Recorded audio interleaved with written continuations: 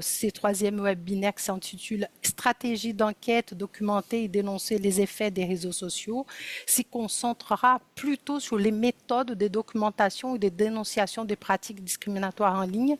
Nous avons 1h30 ensemble, donc on va essayer de faire de manière très participative. On a 2 temps, donc on a partagé en 2 temps. Donc les premières 25 minutes, nos intervenantes et intervenants vont présenter leurs recherches et les pratiques discriminatoires des plateformes qu'ils ont révélées, que leurs enquêtes ont révélées, bien sûr.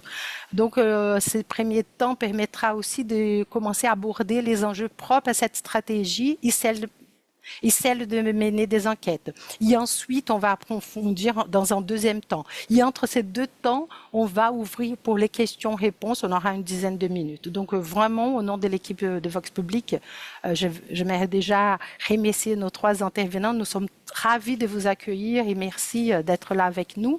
Donc, on va commencer avec Katia Roux, ensuite Laure Salmona et William Hacker, qui vont parler de leur expérience sur leur impact des réseaux sociaux. Donc, je commence à vous présenter rapidement, mais je vous laisse aussi également vous présenter ensuite, si vous voulez compléter la présentation. Donc, Katia Roux, chargée de plaidoyer liberté Amnesty International France, experte en technologie et droits humains. Katia travaille sur des sujets tels que la surveillance de masse, les algorithmes des réseaux sociaux, l'intelligence artificielle. Elle intervient auprès des décideurs pour protéger les libertés fondamentales dans notre monde numérique. Elle présentera le rapport d'Amnesty International intitulé « Pousser vers les ténèbres, comment les fils pour toi encouragent l'automutilation et les idées suicidaires ».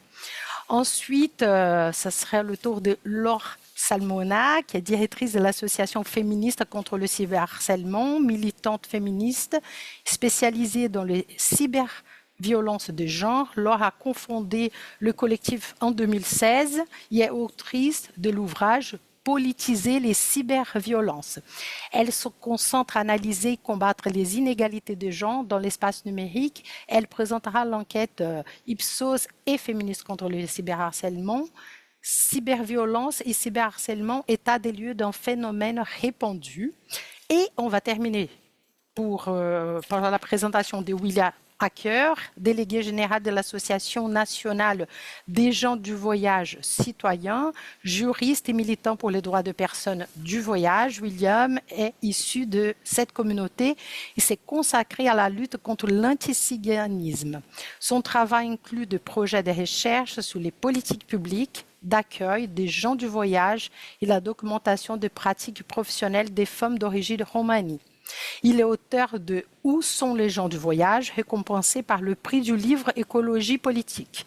Et donc aujourd'hui, pour le webinaire, il présentera le rapport Éducation par les pairs pour contrer les discours d'haine anti-cigaine en ligne. Donc je passe la parole à Katia, dans ce premier temps, pour nous présenter le rapport, pourquoi vous avez choisi de faire cette étude spécifiquement chez Amnesty, qui montre votre étude et quelle méthode avez-vous utilisée.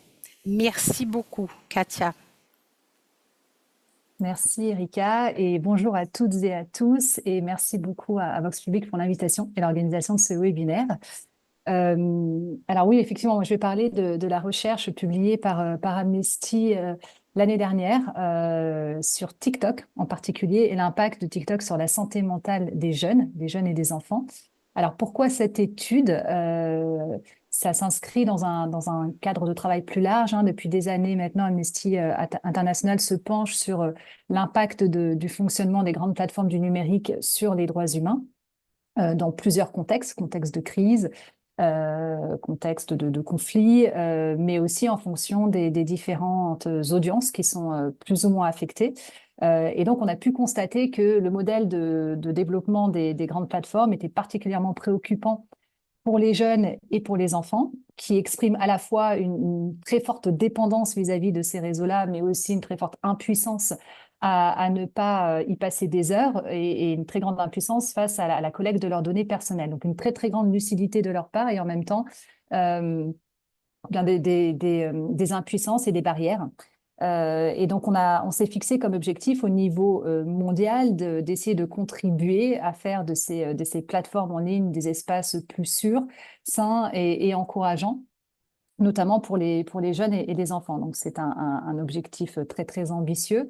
Et comme Amnesty le fait souvent, ça passe par un travail de recherche et de documentation. Et pourquoi on a choisi effectivement cette question de la santé mentale des jeunes, ça a émergé en réalité d'une enquête préliminaire qui a pris la forme en fait d'un questionnaire en ligne qui a été diffusé sur les réseaux sociaux par Amnesty International et des organisations partenaires dans plus de 45 pays et près de 600 jeunes ont répondu à cette enquête-là. Et l'idée, c'était de comprendre ce qu'ils aimaient, ce qu'ils n'aimaient pas en ligne, ce qui les préoccupait, ce qu'ils aimeraient voir changer, leurs solutions. Et en fait, c'est de cette première enquête préliminaire qu'a émergé l'idée de travailler plus spécifiquement sur la question de la santé mentale, puisqu'ils l'avaient identifié comme quelque chose qui les préoccupait énormément. Et sur lequel il et elle avaient très peu de prise. Donc, on s'est dit, voilà, on va travailler sur ces questions-là. Ça permettra aussi de contribuer à la documentation générale sur le sujet, puisqu'il y avait déjà beaucoup d'études sur l'impact des réseaux sociaux sur les jeunes. Mais voilà, l'idée, c'était de mettre aussi ces conclusions au pot commun. Alors, avant de évidemment passer à la méthodologie, ce qui va nous intéresser ici, quelques mots sur ce que montre cette étude et les conclusions de cette étude. Si vous avez participé au précédent webinaire, notamment sur le fonctionnement des réseaux sociaux, vous ne serez pas forcément étonné de voir les conclusions auxquelles on est arrivé. Globalement, ce rapport qui s'intitule effectivement Pousser vers les ténèbres, donc c'est un titre assez fort, montre que TikTok peut être un espace toxique et addictif, on l'a dit, pour les jeunes et les enfants, précisément en fonction et en raison du système de recommandation algorithmique extrêmement puissant de la plateforme, hein, qui a été adopté par toutes les autres plateformes également.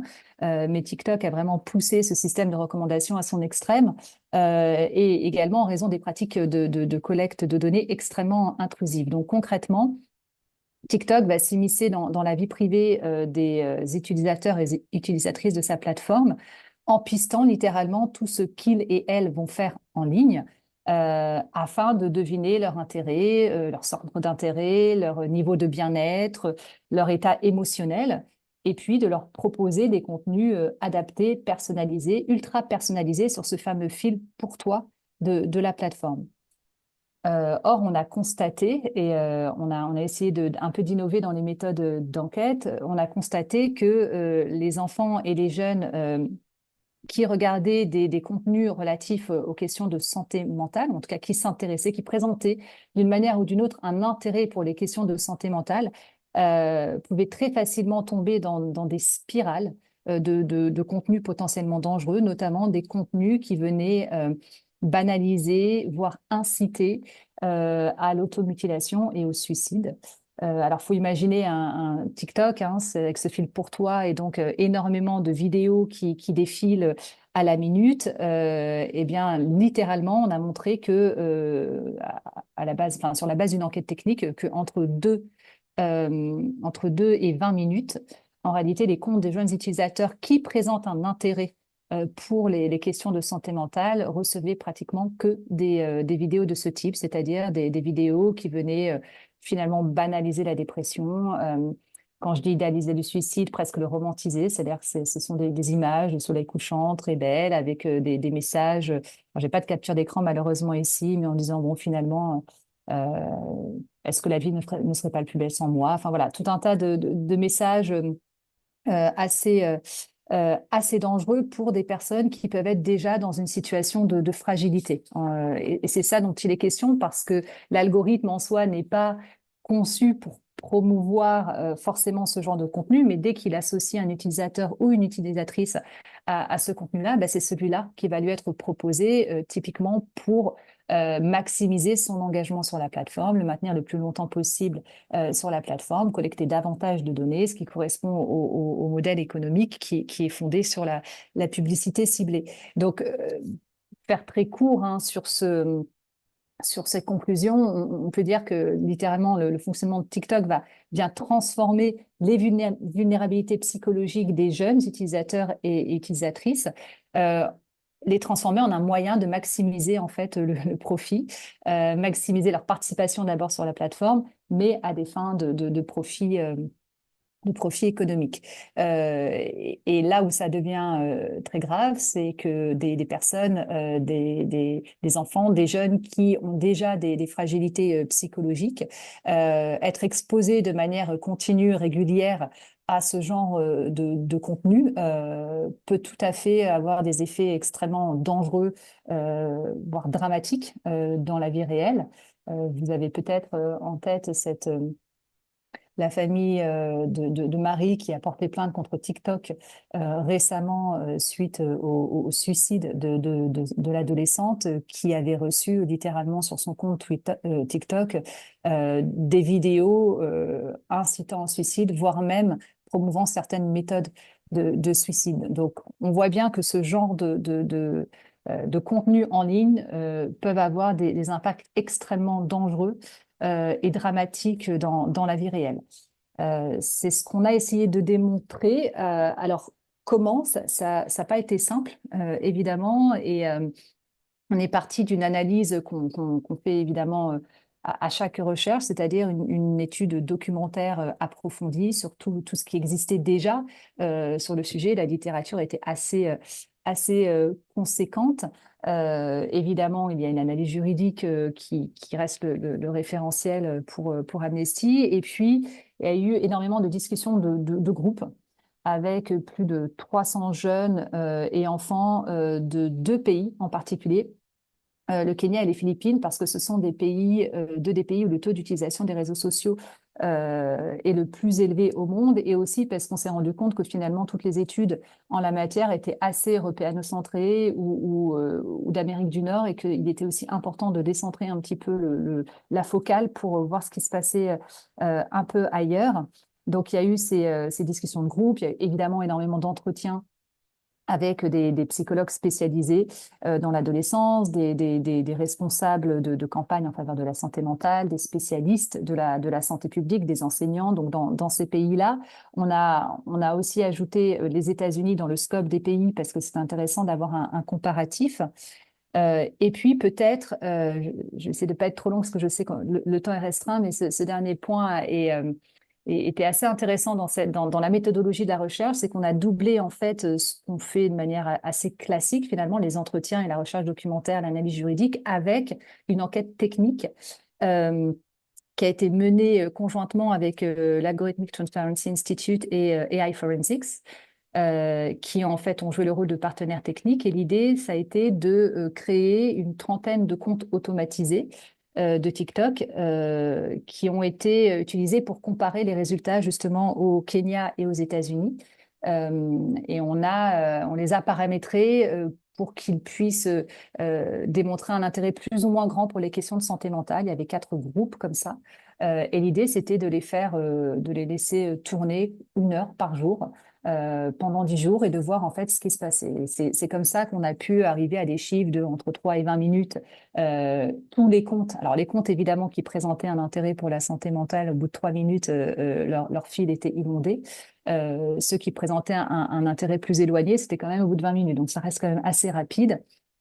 Et donc, ça nous a permis aussi techniquement d'essayer de rassembler des éléments de démonstration.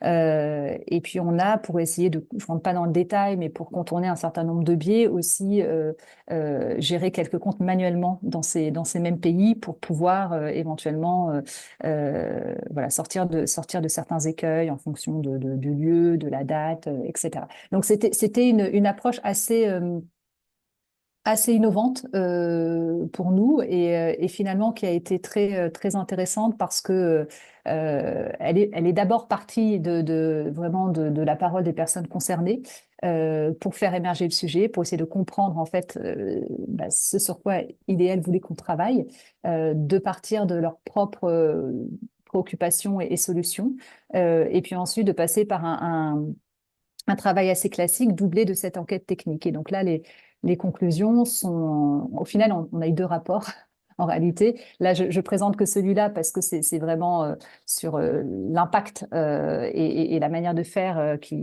voilà, c'est ces questions-là qu'on voulait aborder aujourd'hui, mais il y avait tellement de matière qu'on a fait un deuxième rapport qui est sorti en même temps et qui est complémentaire de ce premier rapport euh, qui s'appelle Je me sens vulnérable.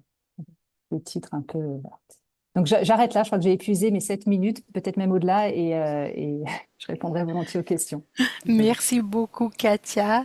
Je passe la parole maintenant on aura le temps de discuter et revenir sur les questions après les trois présentations.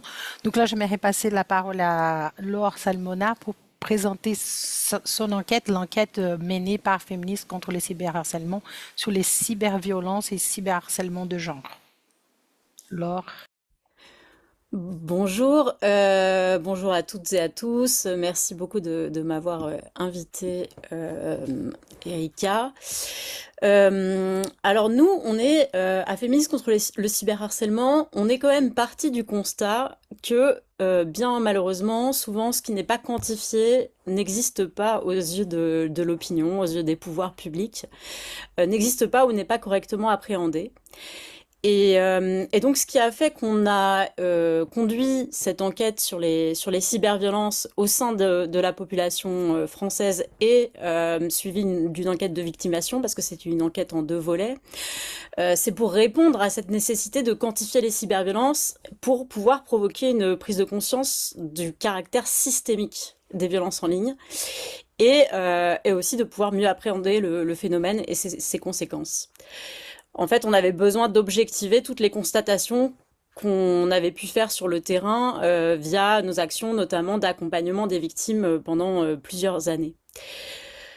Et puis, en ce qui concerne les violences, et puis surtout les violences sexistes et sexuelles, et aussi celles qui sont faites aux groupes minorés, on sait que malheureusement, ce sont des violences qui sont souvent minimisées, banalisées, que la parole des victimes ne va pas être crue, et qu'il est d'autant plus nécessaire de produire des données sur ce qu'elles vivent. Fin 2015, donc au moment où on était en train de créer le collectif féministe contre le cyberharcèlement, la dimension genrée des cyberviolences et leur caractère discriminatoire était totalement évacué du débat public. Ces violences, elles étaient surtout considérées comme des violences interpersonnelles entre adolescents et adolescentes qui auraient eu une mauvaise utilisation des réseaux sociaux. Il n'y avait pas du tout de réflexion sur leur dimension systémique. Alors, la haine en ligne, elle n'est pas virtuelle du tout. La sphère numérique, elle est un reflet de nos sociétés. Elle est en plus indissociable de la sphère publique en général. Et la haine se nourrit des oppressions qui traversent la société. Et on a vu dans vos précédents webinaires notamment que ces violences, elles sont aussi amplifiées par le fonctionnement des plateformes qui va placer le profit avant la sûreté des utilisatrices et utilisateurs. Mais pour autant, notre enquête, elle n'avait pas vocation à pointer uniquement la responsabilité des plateformes, bien qu'il y ait des chiffres qui soient vraiment consternants là-dessus, mais surtout, en fait, l'entrelacement des responsabilités, que ça soit la responsabilité des plateformes, mais aussi les responsabilités collectives et les responsabilités des pouvoirs publics dans, disons, on va dire, l'amplification des violences en ligne. Et cette enquête, elle nous a vraiment permis d'appuyer nos campagnes de plaidoyer, nos actions de sensibilisation et de montrer que derrière, tout ça, ce qui se dessine, c'est un manque de considération pour les victimes qui va être à tous les niveaux, alors même que les violences en ligne, elles ont de lourdes conséquences sur leur vie, de lourdes conséquences sur leur santé, mais aussi sur la démocratie, sur la liberté d'expression, notamment celle des femmes et des groupes minorés, puisqu'elles poussent les victimes à l'autocensure, et que la présence en ligne des victimes de cyberviolence va être pensée comme défensive, ce qui va avoir un effet réducteur sur leur agentivité. Donc cette enquête, elle était en 2 volets. Il y avait un premier volet auprès d'un échantillon représentatif de la population française, de 1800 personnes âgées de 18 ans et plus, et un deuxième volet de victimation auprès d'un échantillon de 216 victimes de cyberviolence âgées de 16 à 60 ans et plus. Et elle a eu lieu sur 2 ans, donc le premier volet a été réalisé en 2020 et le deuxième en 2021. Alors, pour vous donner quelques chiffres qu'on a pu obtenir grâce à cette enquête conduite à l'aide de l'Institut de sondage Ipsos, 41% de la population française a déjà subi au moins un acte de violence en ligne et 31% admet en avoir déjà commis. Le phénomène est donc vraiment largement répandu. Dans 69% des cas, ces violences, elles ont lieu sur les réseaux sociaux. Et dans 2 tiers des cas, la victime déclare connaître l'auteur des violences, ce qui montre donc que, contrairement à une idée reçue assez courante, l'anonymat, le pseudonymat plutôt, n'est pas le problème majeur de la commission de ces violences. Ce qui est intéressant, c'est qu'on a pu avoir des chiffres qui montrent que ces violences touchent particulièrement les populations les plus discriminées. Donc 65% des femmes de moins de 35 ans, 85% des personnes LGBTIQ, 78% des personnes issues d'une minorité religieuse et 71% de personnes racisées ont subi au moins une forme de cyberviolence. Contre, je le rappelle, 41% des Français en population générale. Les personnes issues du groupe minoré sont donc davantage la cible de violences en ligne. Et puis, la dimension genrée des violences en ligne, elle s'illustre particulièrement dans le deuxième volet de notre enquête, puisqu'on retrouve des hommes parmi les auteurs de ces violences dans 74% des cas, et que 84% des personnes ayant répondu à l'enquête de victimation sont des femmes. Alors, c'est très compliqué de conduire des statistiques dites ethniques en France, mais là, on le voit dans notre enquête, il est possible de poser la question des discriminations, ce qui va permettre d'avoir plus d'informations sur la manière dont un phénomène va impacter spécifiquement des groupes opprimés. En fait, on va pas pouvoir montrer que la haine touche davantage les groupes minorés si les enquêtes ne posent jamais la question des discriminations subies par les répondants et répondantes. Et ça montre l'importance de toujours concevoir les enquêtes et les travaux de recherche avec un prisme intersectionnel, c'est-à-dire en prenant en compte toutes les oppressions. Ce qui ressort également de cette enquête, c'est que les plateformes ne jouent pas leur rôle en matière de modération des contenus violents. Alors, un Français ou Française sur 3 a déjà fait la démarche de signaler un contenu ou un profil considéré comme malveillant ou violent. Mais dans 58% des cas, les réponses des plateformes ont été insatisfaisantes. Soit le réseau social n'a pas répondu, soit il n'a pas modéré le contenu. Et puis, les plateformes ne mettent pas en place des informations suffisantes pour permettre aux victimes de savoir comment réagir en cas de violence en ligne. C'est 59% des victimes, et encore plus les femmes, puisque c'est 66% des femmes qui déclarent ne pas avoir su comment réagir, ni vers qui se tourner face aux violences. Et d'ailleurs, 65% des Français estiment que les plateformes n'en font pas assez. Or, on voit que ces violences, elles ne sont pas virtuelles, elles ont des répercussions dans la vie matérielle. Pour 72% des victimes, ces violences ont des répercussions dans la vie matérielle. Et elles durent dans le temps, plus d'1 mois pour une victime sur 2, plus d'1 an pour 1/4 d'entre elles. Donc on voit bien qu'il ne suffit pas de fermer son ordinateur et qu'il est vraiment essentiel que les plateformes prennent leurs responsabilités pour assurer la sûreté de toutes les utilisatrices et utilisateurs. Et enfin, pour finir et pour revenir à la question de la liberté d'expression, alors c'est désormais assez connu que la faculté des plateformes à mettre en avant tel ou tel contenu plutôt qu'un autre va leur donner un pouvoir d'influence qui est phénoménal, surtout avec 5 milliards d'utilisateurs et d'utilisatrices des réseaux sociaux en 2024. Or, ce que montre notre enquête, c'est que ces cyberviolences, elles participent à museler certaines voix, à invisibiliser certains contenus sur les plateformes, puisque 47% des victimes déclarent avoir désactivé ou supprimé leurs comptes sociaux suite aux violences, et que 79% d'entre elles disent se limiter dans leurs publications. Et ce sont les publications sur les croyances religieuses, les opinions politiques, l'orientation sexuelle et les photos dénudées, et quand je parle de photos dénudées, je parle de photos en maillot de bain par exemple, sur lesquelles les utilisateurs et utilisatrices de réseaux sociaux déclarent se restreindre le plus. Et quand on sait que les victimes sont majoritairement des femmes et des personnes issues des groupes minorés, ça fait réfléchir au fait que la conception états-unienne d'une liberté d'expression dérégulée plutôt va conduire en fait à l'avènement d'une liberté d'expression des dominants et au rétrécissement de celle des groupes les plus opprimés, donc les femmes et les groupes minorés. Et c'est ce contre quoi, c'est ce contre quoi lutte féministe contre le cyberharcèlement. Merci. Et merci, super, vraiment, merci Laure pour cette présentation. Et là, je passe la parole à William Hacker et après, on ouvrira aux questions. N'hésitez pas à commencer à écrire vos questions sur les chats. Si vous pouvez aussi vous présenter. Merci. Merci Erika. Donc moi je vais vous présenter donc un rapport qui a été publié en 2022 qui porte sur un projet qui a été mené de septembre 2020 à septembre 2021 et qui avait été fait dans le cadre d'un projet européen soutenu, alors vous allez rire, mais soutenu par Google et soutenu par l'Ergo Network, qui est une ONG en fait qui rassemble plusieurs associations de défense des droits des gens du voyage et des Roms en Europe. Ce projet, en fait, il portait sur le sujet de l'antiziganisme. Donc, l'antiziganisme, c'est une forme de racisme qui vise principalement les personnes qu'on associe à tort ou à raison à des tziganes, donc gitans, roms, manouches, sintés, etc. Et qui a la particularité d'être assez peu théorisé, relativement mal connu par le grand public, ou en tout cas notamment par les mouvements antiracistes.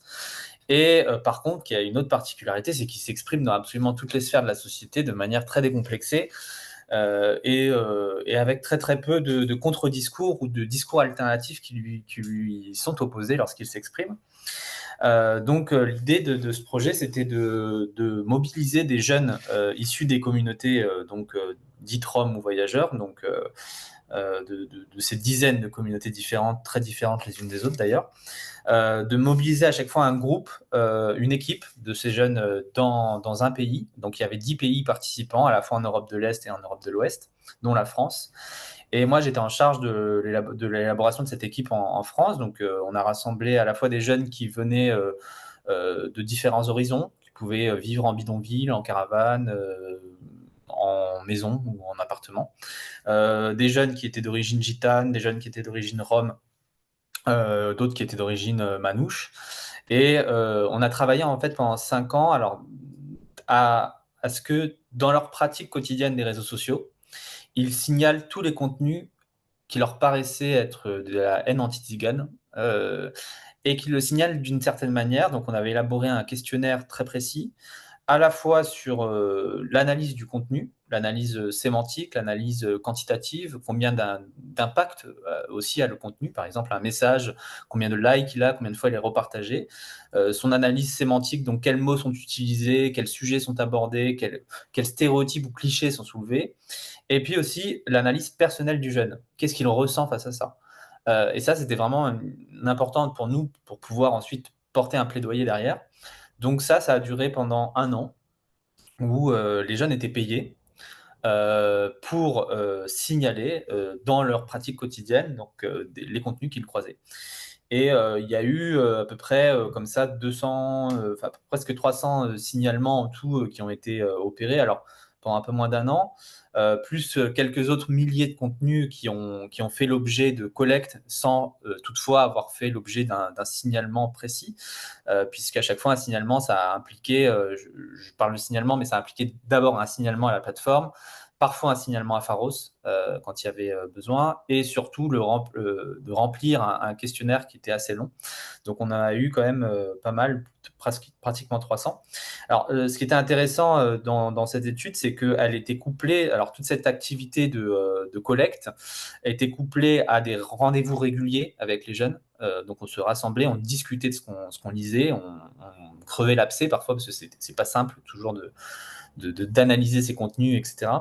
Et puis ensuite, on a créé des ateliers qui étaient destinés à la fois potentiellement à des acteurs publics, mais surtout à d'autres jeunes. Donc ces jeunes donc, qui avaient tous entre 16 et 25 ans, si je ne dis pas de bêtises, sont allés dans les lycées partager leur vision des questions d'antiziganisme, la haine en ligne, etc. Et on voulait qu'en fait, il y ait une forme d'interaction, d'éducation entre pairs, entre ces jeunes et les jeunes qui les écoutaient dans le lycée. Donc là aussi, en fait, c'était aussi pour donner une suite à ce projet. Nous, ce qu'on a constaté dans le projet, c'est que en fait, la majorité des messages en fait étaient en réaction à des contenus journalistiques publiés et des contenus qui posaient eux-mêmes problème dans le traitement journalistique des sujets autour des Roms et des gens du voyage en France, où on avait des traitements journalistiques qui étaient remplis de stéréotypes, de clichés, et surtout où on avait une forme de sensationnalisme médiatique autour notamment de l'image et de l'usage des titres et de la sémantique, qui faisait qu'il y avait des réactions extrêmement fortes derrière, qui faisaient appel en fait à des stéréotypes très ancrés. Et donc ça nous a beaucoup surpris le volume en fait de contenu haineux que les jeunes pouvaient croiser en réaction justement à un traitement médiatique initial. Donc vraiment la question de l'atelier qui a été créé par les jeunes est aussi un atelier qui aujourd'hui peut se transposer en école de journalisme, et c'est aujourd'hui un des enjeux de la suite de ce projet qu'on essaye de mettre en place dans l'association. Ce qui a permis de voir donc ce projet au long cours, enfin qui a duré près d'un an avec ces jeunes, c'est déjà la question de la sémantique, parce que les plateformes avaient besoin, pour mettre en place des formes de lutte, notamment grâce à des algorithmes, d'avoir un certain nombre de termes clés comme ça qui puissent déjà enlever automatiquement certains contenus. La difficulté, c'est que pour certains racismes, il y a des contenus des mots qui sont très, très. On parle de N-word, de mots comme pour l'antisémitisme ou autre, des mots qui sautent vraiment, qui ne font pas de doute sur leur origine haineuse. Pour les voyageurs, les tziganes, les roms, les manouches, c'est beaucoup plus complexe en fait. Il y a très très peu de mots qui sont à la fois des mots, qui sont simplement des mots haineux. Très souvent, ils ont d'autres significations. Donc, l'analyse sémantique, elle a été importante pour ça, parce qu'elle a permis de mettre en avant certains nuages de mots qui reviennent très souvent, comme parasite, comme des appels au meurtre, des appels à la question de la marginalité, des voleurs, racailles, etc. Donc, c'était des mots qui revenaient très souvent. Et puis, ce qui était intéressant aussi dans ce projet, c'est l'effet que ça a produit sur les jeunes. Et là, très concrètement, on se rend compte qu'en fait, un jeune qui est issu de ces communautés et qui a un usage classique des réseaux sociaux est bombardé de commentaires haineux à longueur de temps, quoi. Voilà, là, c'est vraiment, ça ressortait de manière très flagrante sur cette étude. L'autre chose qui ressortait de manière flagrante, c'était que ce racisme-là s'exprimait même de manière complètement décomplexée sur des plateformes comme LinkedIn, où on avait des professionnels qui n'étaient pas sous anonymat, qui en plus tenaient un compte professionnel et qui appelaient à ce qu'on chasse les gens du voyage de leur ville parce que ce sont des parasites, enfin, qui utilisent des mots très forts sur leur compte LinkedIn. Et on se disait, des commentaires qui suscitaient en plus peu de réactions.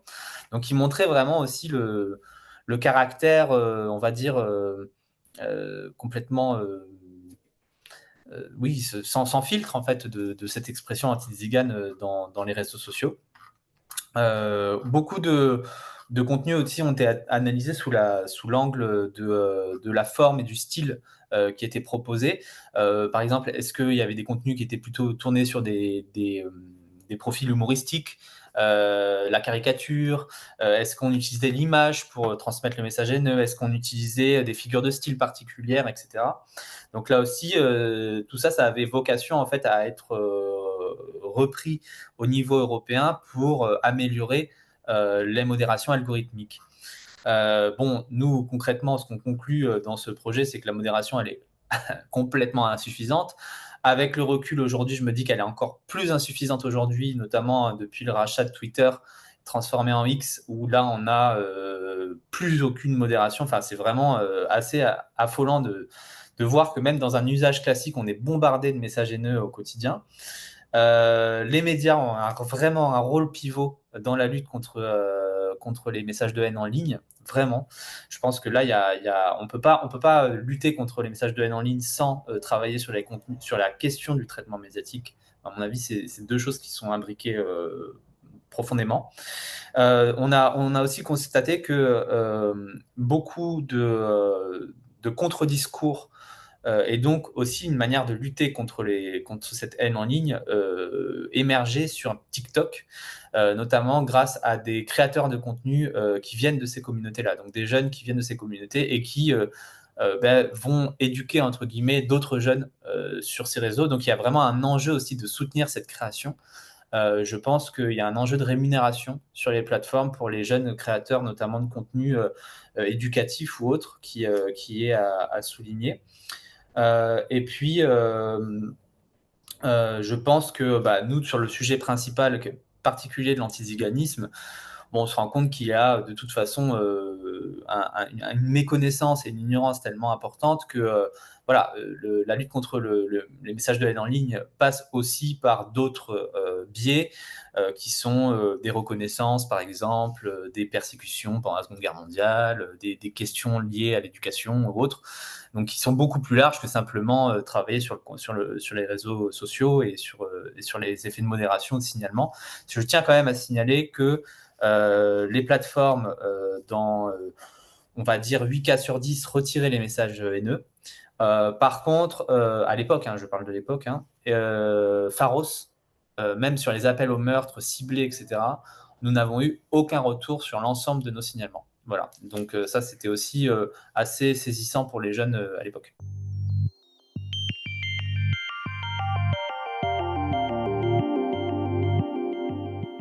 C'est une violence qui est commise par le biais des outils numériques, déjà. Après, elle peut prendre plusieurs formes. En général, c'est vrai, quand on parle de cyberviolence, l'opinion a tout de suite tendance à penser à la question du cyberharcèlement, qui est donc la répétition, on va dire, d'agissements ou d'agissements malveillants ou d'injures qui ont pour but de nuire à une personne et de mettre en danger éventuellement leur santé et leur vie. Mais il y a toutes sortes de violences. Il y a des cyberviolences à caractère sexuel, notamment l'envoi non consenti de contenu intime, ce qu'on appelle dick pic.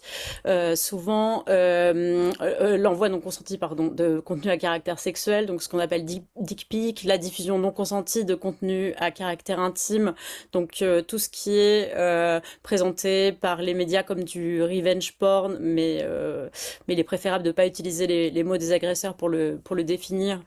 Donc on préfère parler de diffusion non consentie de contenu intime, les injures, les insultes, les discours de haine sexiste, raciste, LGBTIQ-phobe, etc. Il y a aussi tout ce qui est traque furtive, surveillance, notamment aussi par le biais d'outils comme des GPS. Ça, c'est très fréquent dans le cadre des cyberviolences au sein du couple, des cyberviolences administratives aussi au sein du couple, le fait de changer les mots de passe, par exemple, de comptes bancaires, d'effacer des emails, les menaces, les appels au viol, tout ce qui est aussi sextorsion, ce qu'on appelle le chantage à la cam. Bref, en fait, c'est très large. Il y a énormément de types de violences en plus de ce qu'on appelle le cyberharcèlement. Et voilà, c'est assez vaste.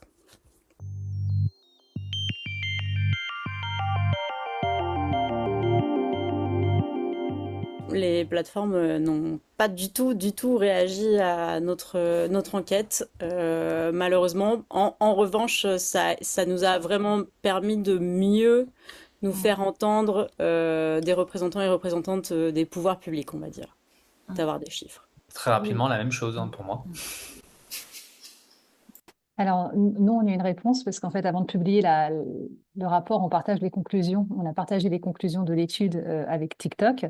Donc, on a intégré la réponse de TikTok dans le rapport. Donc, vous la verrez, elle est assez édifiante parce que finalement, en réponse à tous les problèmes qu'on pointait, TikTok a dit qu'au final, voilà, il pouvait rediriger vers des associations d'aide où on pouvait toujours rafraîchir la page.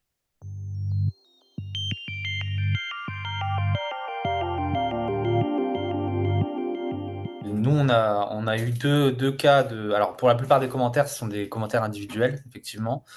Il y a eu ensuite des cas, on va dire, collectifs, notamment sur le cas des camionnettes blanches en 2019, où il y a eu un emballement autour d'une rumeur de Roms qui qui auraient une camionnette blanche et qui enlèveraient des enfants,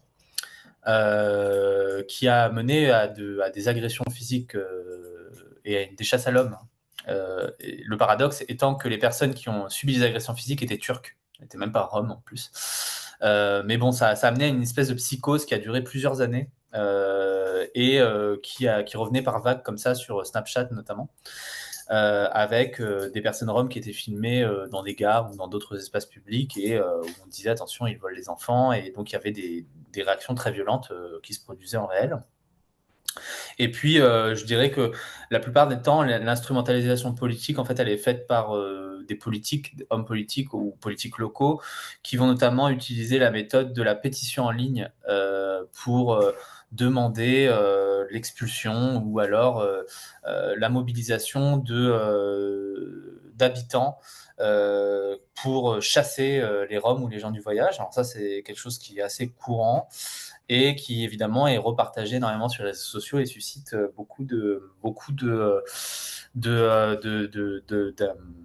d'impressions et d'impact. Un dernier exemple, et là on est en Martinique, entre les deux premiers confinements, il y a eu une ouverture pour les Français métropolitains d'aller notamment dans les Outre-mer et dans les Antilles. Et un certain nombre de gens du voyage ont décidé d'aller travailler pendant une saison en Martinique. Ça faisait une trentaine d'années que les familles allaient là-bas régulièrement. Et là, il y a eu dans un hôtel une bagarre entre deux jeunes. Et il y a eu des rumeurs qui ont persisté sur l'île, qui pensaient que, donc les Martiniquais pensaient sur Facebook notamment, ils avaient créé des groupes pour signaler les Roumains qui venaient sur l'île. Donc ils avaient assimilé les gens du voyage à des Roumains. Et puis, suite à cette bagarre, un journaliste de Martinique la Première a mentionné l'arrivée des gens du voyage dans l'île. Et à partir de là, tout s'est mis en place. C'est-à-dire qu'ils ont des groupes Facebook se sont créés, signalement des gens du voyage sur l'île, signalement des gitans, etc. Donc il y avait des photographies qui étaient faites des personnes dans la rue, des plaques d'immatriculation publiées. Il y avait tout un réseau qui s'était organisé avec des commentaires haineux extrêmement forts et un antiziganisme qui s'était importé très vite dans un espace qui ne l'avait jamais connu. Parce que en Martinique, on n'avait jamais vu l'expression de l'antiziganisme comme ça. Donc, pour dire aussi que ça s'importe aussi très vite et que il y a parfois aussi ça sert aussi parfois des intérêts locaux divers et variés. Voilà. Merci pour ces exemples très parlants, Laure. Oui, moi je voulais juste ajouter qu'en fait, il y a vraiment une bataille pour l'hégémonie culturelle, on va dire, qui se fait en ligne. Il y a des groupes, notamment, hein, on va pas se mentir, des groupes d'extrême droite qui ont vite compris que la présence en ligne était importante pour maintenir des stratégies d'influence et pour influencer aussi l'opinion publique. Et du coup, il y a des campagnes de cyberviolence, des campagnes de cyberharcèlement qui visent notamment des groupes, mais aussi parfois des personnalités politiques qui vont être orchestrées soit via des personnes qui s'organisent en ligne, mais aussi qui s'organisent aujourd'hui avec de l'intelligence artificielle. Hein. Moi, j'ai vu comme ça un outil qui permet de générer des commentaires via l'intelligence artificielle pour pouvoir flouder ou cyberharceler sous une publication pour imposer en fait une idéologie. Et ça, c'est de plus en plus répandu. Il y a des agences d'influence aussi qui sont payées pour ça. Et donc, il faut garder à l'esprit que les cyberviolences, c'est vraiment un moyen de faire taire certains groupes de la population et de leur faire mesurer, en fait, ce que va leur coûter leur rébellion contre l'ordre établi. Et ce sont vraiment des armes utilisées à des fins politiques.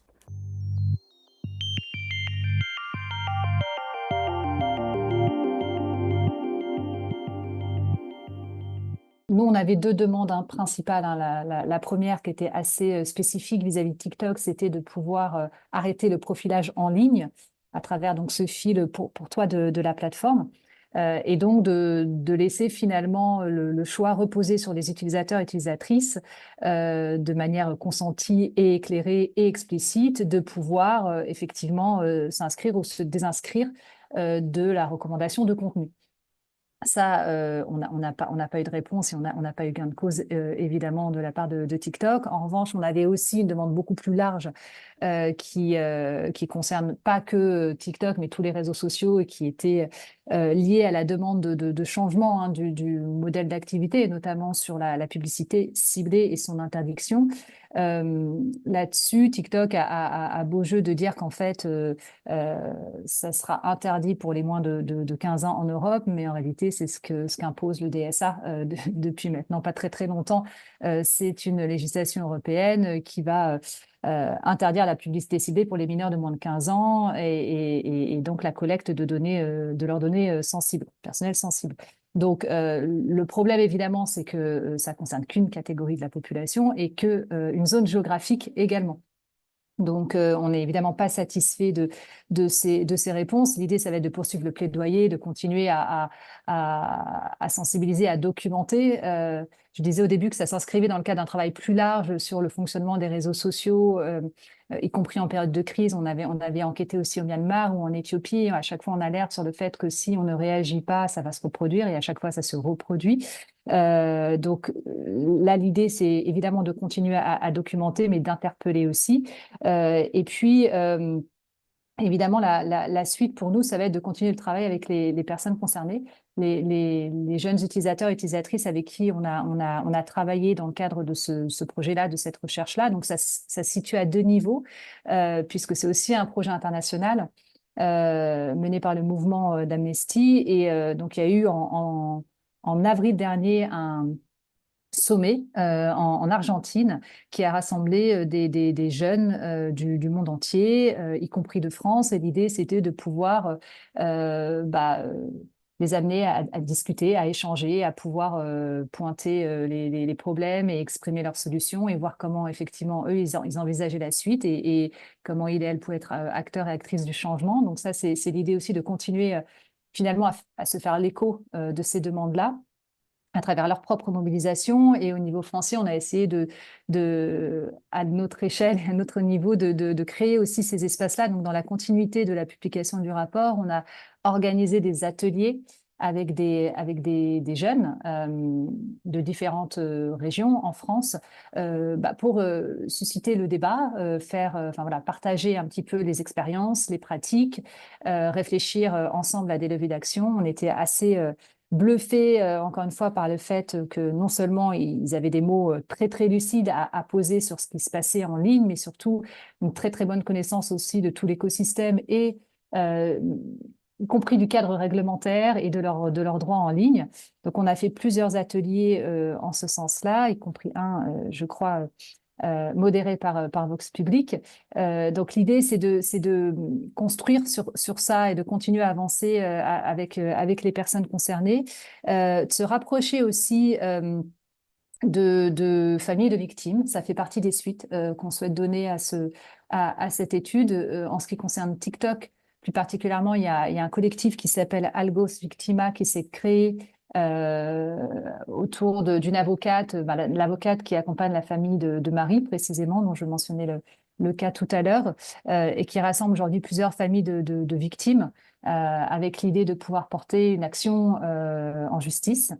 Et ça, c'est aussi une piste très intéressante et pertinente, le contentieux aussi à ce niveau-là, parce qu'on voit très très bien que l'interpellation et le plaidoyer, on s'attaque évidemment à des géants, mais on a du mal à obtenir des résultats. Et donc, passer aussi par cet axe-là, ça nous semble important et ça nous permet de rester bien coordonnés avec les besoins des personnes concernées et d'aller dans une direction qui soit pensée collectivement. Donc, l'idée, ça va être pour nous, le rapport est sorti l'année dernière, il y a eu ces différentes activités qui ont été menées, de réfléchir plus largement, plus collectivement à ces différents leviers d'action et de voir comment on pourra voilà, continuent à porter et se faire écho de leurs paroles à ces jeunes enfin, ces jeunes. Et évidemment, voilà, construire et on prendra toutes les pistes qui ressortira, mais l'idée, on sait que ça va être un combat de longue haleine. On voit bien que, enfin voilà, on parle beaucoup de TikTok maintenant, mais voilà, Meta, on a eu les mêmes problématiques et globalement toutes les entreprises des réseaux sociaux ont ce même fonctionnement et après TikTok, il y aura encore probablement autre chose. Donc l'idée, c'est aussi de s'attaquer aux causes profondes et d'obtenir quelques victoires sur le chemin sur lesquelles voilà, s'appuyer pour faire changer un petit peu les choses. Donc, il y a beaucoup de travail, évidemment, avec tout ce qui se passe en ligne. C'est un petit peu différent de campagnes de haine en ligne ou de la discrimination en ligne, mais qu'on a pu constater de la même manière dans le cadre d'autres recherches. Excellent, merci Katia. Laure? Sur les plateformes de réseaux sociaux, enfin faire des demandes à nous, à Féministes contre le cyberharcèlement, ça nous paraît un peu être un vœu pieux, hein, parce que finalement ces plateformes elles ont tellement de pouvoir que c'est très difficile d'obtenir quoi que ce soit. Ça va peut-être s'améliorer un peu grâce au Digital Services Act. Mais nous, en fait, on part du principe que ce qui est vraiment important, c'est l'information des personnes. C'est de garantir aussi leur accès aux droits, leur sûreté et de lutter pour que finalement que ça soit les plateformes ou les pouvoirs publics puissent faire mieux. Nous, on a accompagné des victimes de cyberviolence pendant des années. On a fait bénévolement un travail de sensibilisation, d'information, de prévention, de recherche qui, à notre avis, devrait avant tout être du ressort des plateformes de réseaux sociaux qui devraient fournir un service sans vice caché, en fait, un service qui soit sûr, même pour les femmes et les personnes issues de groupes minorés. Et puis des États qui devraient faire le nécessaire pour protéger leurs citoyens et leurs citoyennes, puisqu'aujourd'hui on peut dire que la sphère numérique est devenue indissociable de la sphère publique, hein. C'est une partie de la sphère publique. Et que du coup il faut de l'argent. C'est aussi le nerf de la guerre. Donc on aimerait que les plateformes qui font qui génèrent d'énormes bénéfices sur le dos des victimes de cyberviolence, puisque ce sont les contenus souvent qui sont les plus violents, les plus sensationnalistes, qui sont apparentés à des discours de haine, qui vont générer le plus de trafic et donc le plus d'attention, qui vont permettre aux plateformes de se rémunérer sur l'économie de l'attention, bien que cet argent il soit un peu réinvesti dans la lutte contre les cyberviolences. Ça serait une chose. Mais on est aussi, on est très inquiète de voir à quel point la lutte contre les cyberviolences, elle est souvent instrumentalisée, notamment par les pouvoirs publics, pour finalement surveiller davantage les internautes, pour on va dire retourner aussi parfois la culpabilité. Je ne sais pas si vous aviez entendu, par exemple, parler du hashtag que faire pour que les hommes cessent de violer, et de la façon dont finalement les plateformes avaient supprimé les comptes des militantes féministes qui dénonçaient les violences sexuelles au lieu de supprimer des appels au viol. C'est-à-dire qu'il y a une sorte de retournement où finalement ce sont les personnes les plus vulnérables qui vont être censurées. Donc c'est nécessaire aussi d'avoir plus de transparence sur comment les décisions sont prises, le shadow ban qui est quelque chose qui officiellement n'existe pas, mais en tant que militante des droits humains, que militante féministe, on se rend compte tous les jours qu'on est shadow ban quand on utilise certains mots, et dans les situations de montée des extrêmes droites, d'intolérance, de guerre, c'est très important de faire en sorte d'éviter qu'on soit surveillé, qu'on soit censuré en ligne et de ne pas confondre la lutte contre la haine en ligne avec la surveillance et la censure des internautes. Et ça, c'est un combat qui est aussi très important pour nous. Merci beaucoup, William. Peut-être Oui, sur ce point. écoutez, moi, j'ai pas énormément à rajouter parce que tout a été dit là, surtout par l'intervention de Laure que je partage complètement. Alors, nous, le premier projet donc, a été fait dans le cadre d'un projet européen. Donc, voilà, l'inconvénient du projet européen, c'est que les financements s'arrêtent à un moment donné. Donc, il a été mis en pause pendant 1 an. Puis ensuite, moi, j'en ai repris la suite dans une nouvelle structure, on va dire, où là, cette fois-ci, en fait, on s'est posé la question de est-ce qu'on continuait sur les questions de haine en ligne purement sur cette question-là, ou est-ce qu'on partait sur finalement la question du discours et des discours, en fait, puisque nous, contrairement à beaucoup d'autres combats, il nous reste encore tout le chemin à parcourir sur le contre-discours et le discours alternatif. Il y a très peu d'écrits, il y a très peu de contre-discours qui sont produits dans la lutte contre l'antisémitisme. Donc, on a choisi d'aller sur ce terrain-là et de travailler sur le traitement médiatique, et notamment pour l'amélioration du traitement médiatique et du lien entre voyageurs et journalistes aussi. Donc, on est parti des résultats sur l'analyse sémantique, etc., qui avaient été produits pour travailler aussi sur l'amélioration du côté des médias, de la présentation de l'information. Par exemple, quand un voyageur commet un délit ou un crime, systématiquement, le média dira un homme issu de la communauté des gens du voyage a commis un délit ou un crime. Et cette pratique, qui parfois est hors propos, puisque le fait d'être gens du voyage n'a aucune correspondance avec le crime ou délit dans certains cas, cette pratique, elle est systématique. Et elle crée une focale qui fait que aujourd'hui, quand vous tapez gens du voyage dans une barre de recherche Google Actualité, vous avez 90 articles sur 100 qui traitent du crime ou du délit. Et donc, ça crée une focale très particulière sur ces personnes-là. Et ça renforce évidemment des stéréotypes, des pratiques de violence, etc. Donc, en fait, pour nous, c'est intimement lié, la question du traitement médiatique, avec celle évidemment du discours de haine en ligne. Et donc, on travaille plutôt aujourd'hui sur la question des discours. Voilà. Et du contre-discours et des discours alternatifs. Tout à fait. Mais bon, je rejoins complètement ce qui a été dit par les deux intervenantes précédentes sur l'analyse. Je tiendrai quand même peut-être à souligner aussi l'usage toujours des gouvernements sur les réseaux sociaux, cet usage sécuritaire. Bon, on a eu l'illustration en Nouvelle-Calédonie il y a quelques jours. On a interdit TikTok. Enfin, bon, voilà. Ça doit quand même nous interroger. Je pense qu'on est en train de franchir des lignes, à mon avis, qui doivent nous questionner là.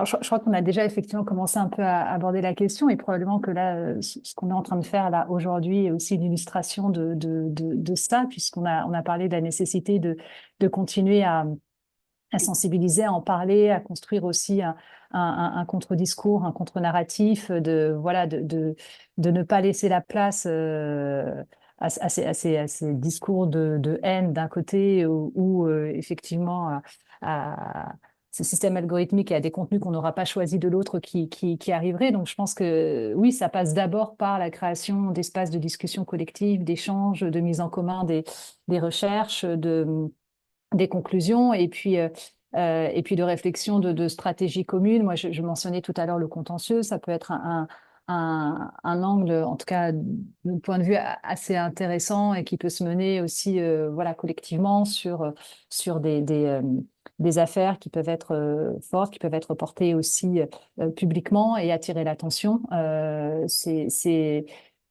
Pour nous, c'est aussi comment on donne la parole en fait aux personnes concernées. C'est un peu c'est un peu particulier l'étude que moi j'ai présentée par rapport au discours de haine. On n'est pas tout à fait sur ces aspects-là de discrimination, mais on est sur des utilisateurs complètement démunis aussi face à ce qui est en train de se passer, face à un système et à un mode de fonctionnement sur lequel ils et elles n'ont pas prise. Donc, c'est aussi comment on arrive à, quelque part, on n'arrivera jamais à renforcer le rapport de force, ça, je suis d'accord, on a face à nous des big tech, mais c'est comment on se rapproprie aussi ces enjeux-là, comme on en parle publiquement, et comment on réfléchit collectivement à ces situations. Donc, moi, j'avais évoqué quelques pistes, mais qui étaient des pistes d'action de suite sur des ateliers, des temps de réflexion, et puis des actions aussi collectives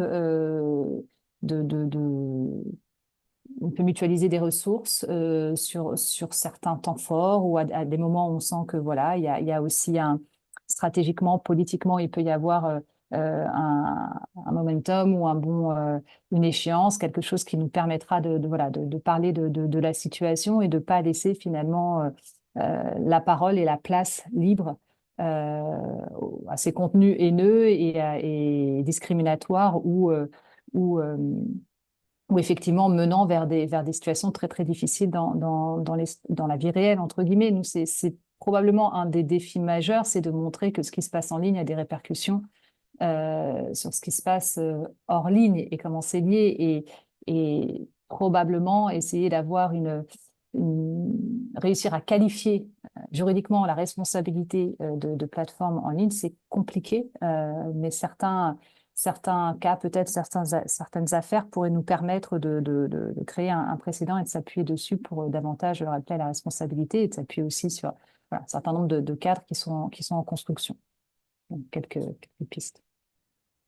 Et je pense que ça, c'est une vraie stratégie, la mise en commun pour du contentieux, parce que à obtenir des décisions ou des cours européennes ou des ordres internes, ça nous permet vraiment d'avancer sur certains sujets.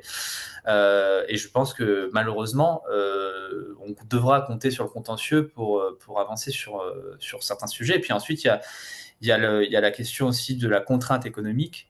Notamment sur tout ce qui est des pratiques de naming shame ou de boycott, qui, on le voit, portent certains fruits et qui, notamment, peuvent être des méthodes d'action comme celle des Sleeping Giants, notamment, qui, à mon avis, ont un intérêt et doivent être comment dire, conjugués avec des engagements forts de certains groupes entreprises, notamment, qui gravitent autour des créations de contenu. On parle de stratégie de recherche et c'est vrai que moi je crois aussi beaucoup à ce qu'on appelle la recherche-action, c'est-à-dire d'ancrer la collecte de données aussi dans un travail d'action de terrain.